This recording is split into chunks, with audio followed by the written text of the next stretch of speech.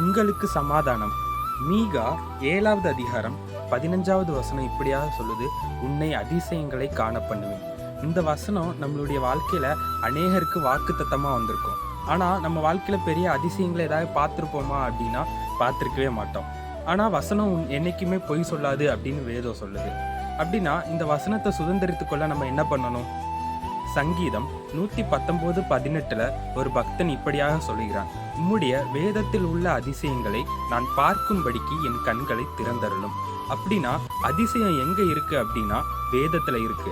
நம்ம தினமும் இந்த வேத வார்த்தையை தியானிச்சு இதுல இருக்கிற அதிசயங்களை நம்ம பார்க்க தொடங்கணும் அப்படின்னா ஆண்டவர் நம்மளுடைய வாழ்க்கையிலும் அதிசயங்களை செய்ய வல்லவராய் இருக்கிறார். அதனால தினமும் ஆண்டவருடைய வார்த்தையை நம்ம தியானிப்போம், நம்மளுடைய வாழ்க்கையிலும் அதிசயத்தை சுதந்திரித்துக் கொள்வோம். ஆண்டவராகிய இயேசு கிறிஸ்து தாமே உங்களை ஆசீர்வதிப்பாராக. ஆமென்.